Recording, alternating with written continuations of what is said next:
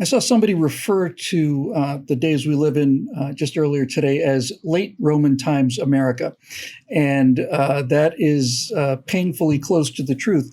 However, I think there are opportunities sometimes for reality to intrude on the general entropy of decay that it seems to plague this species of ours. And so today we want to talk about the story of New Zealand weightlifter Laurel Hubbard. Laurel Hubbard will be apparently the first openly trans athlete to compete in the Olympics. Laurel Hubbard is from New Zealand, and Laurel Hubbard is a weightlifter. Hi, everybody. I'm Bill Whittle with Steve Green and Scott Ott, and this is your right angle on another one of these, yet another transgender story. But this one is actually a milestone because this one is actually the honest-to-God real Olympics. Now, I have, over the course of the last 6 or 7 years of watching this ever-increasing, ever-accelerating insanity, I have come to realize that there's no way to stop this. The only solution to this kind of insanity is to allow it to occur and then let the damage be done, and now you have something to compare it with. Steve, when I say I'm happy about this, that's not exactly what I mean. What I mean is, it's kind of like saying, your day of execution has come. How would you like to go? Lethal injection has been approved instead of hanging. Oh, that makes me happy. It's not like I'm happy about it, but here's why I think this is important. I thought that it would take at least another Olympic cycle and maybe two for there to be a trans athlete in the Olympics. But I knew that when that day arrived, Steve, that was the beginning of the end of this nonsense, because this person is almost certainly going to win and win large. And when that happens, it will become clear to everybody out there that the best way to win a gold medal in the Olympics is to identify as a woman and go out and do it that way. And then we are going to see the results of this actual madness. We're going to see it. So what happens, Steve, when this woman who looks like a pretty beefy guy to me gets out there, wins the weightlifting competition? What does that tell the rest of the women athletes out there who are actually angry about this, but know that they can't really come out and say how angry they are, because if they do, they're going to go through the cancel machine, which I'm immune to, and you're immune to, and you're immune to, and most of us are immune to, but which seems to own them by the back of the neck. Yeah. What do you think the reaction is going to be watching this on the Olympics? Oh. I think it depends on where you're watching them and with whom. In most households, it's going to be shock and anger that this biological male is just walking away with a competition. And the other half is going to be patting themselves on the back about how open-minded they are as this biological male trashes the women in this competition. There was an ad for Little Caesars Pizza back in the 80s that this just reminds me of. The camera is focused on this beefy looking guy who says, "All right, son, we're going to arm wrestle. If I win, we get onions." And then they cut to the other camera looking at the son, and the son is not a big beefy guy. It's this little 4-year-old who puts his hand up, "Okay, daddy." And then the dad just boom, slams the kid's hand down on the table and goes, "Yes, onions it is." And love it. That's where we are now. The funny pizza ad is the Summer Games. This is absurd. I think we can all agree that the line will get drawn as soon as biological men try to take over women's beach volleyball. And that'll be the end of that. See this face Scott is making.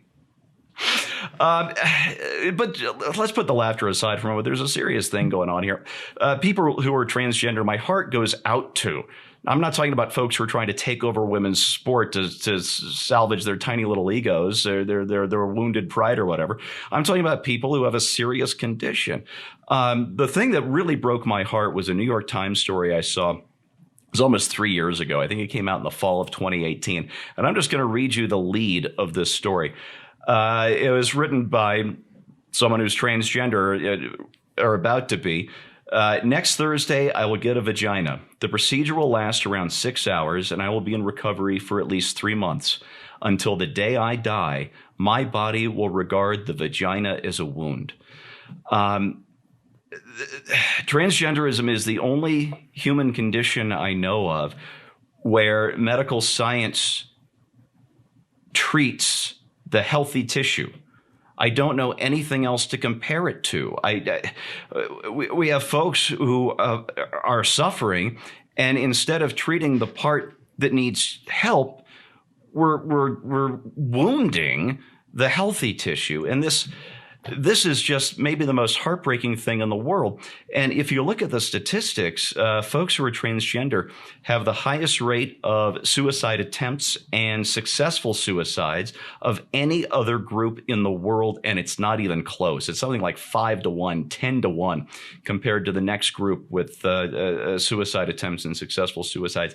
And the thing is, it doesn't matter. The rates are unchanged, whether or not they undergo surgery. So whatever it is we're doing, we're not helping. We've got a group of people in this country and around the world who desperately need our help, and we're hurting them instead. This has got to stop. And maybe this takeover of women's weightlifting will be one of the moments where people start to realize that. Scott, what about the millions and millions and millions, tens of millions, probably hundreds of millions, really, of women athletes who are just now all of a sudden not going to hit the podium, right? If we're talking about a 100-yard dash or the 100-meter dash, if you insist, then you have 3 male transgendered athletes in there. Then those 3 transgender males are going to come in first, second, and third, and biological women will be just swept off the podium. What is it? I keep coming back to this question. This is the thing I cannot get my brain around because it's nuts. What is it that makes this person's desire to cross over and compete in this category exclude every single woman on the face of the earth from the first place in that podium? Where is the moral authority to do that to half of the planet? He's living on Brian Regan's me planet. I mean, it's about me. I'm the most important element in this. You know, I was thinking about 5th and 6th grade. Back then, we didn't call it middle school. This was kind of like the height of elementary school. And once a year, we had to run the so-called 600-yard dash. And I remember the year when I was in 5th grade, we ran the 600-yard dash, and I finished in 2nd place, which should be a real point of pride, except that Wendy Chase finished in 1st place. And Wendy Chase was a very athletic female. I would venture to say that in 6th grade was the last time that Wendy Chase participated in an athletic event against boys and won the race. I would also say that 5th grade was the last time that Scott Ott participated in a foot race in the rest of his scholastic career and beat other boys as well. And the reason for that is, number one, Wendy Chase was a girl and continued to be a girl for her life, as far as I know. Scott Ott was a boy who didn't get any bigger than he was in 5th grade until he was about a junior or senior in high school. And so there's just some biological facts about the matter that I did not make a great athlete as I got older because I didn't get any bigger. And I don't think anybody would insist to say, well, the guy who is a 220-pound high school wrestler, if he doesn't feel himself to be a really big guy, but rather fancies himself as a 110-pounder, that he should be able to wrestle with the 110-pound kids.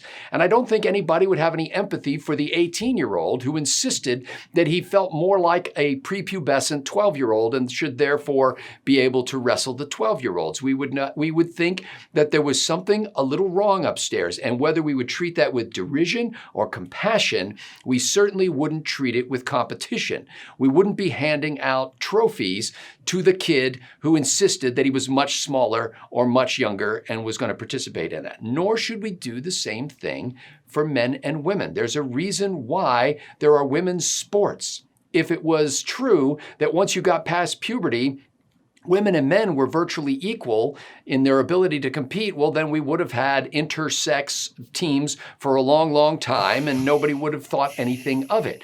But clearly we did not. And the fact that some woman is going to work all her life to be the world champion Olympic weightlifter in a particular, I'm assuming they're in weight classes, but in a particular weight class, and then she gets up there and looks, and the guy who is like taking medication so that his beard doesn't grow too fast gets out there and beats her, and she gets the silver medal.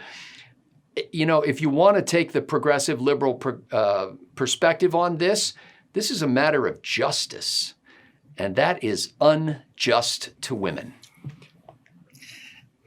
Here's what I regret most about the left.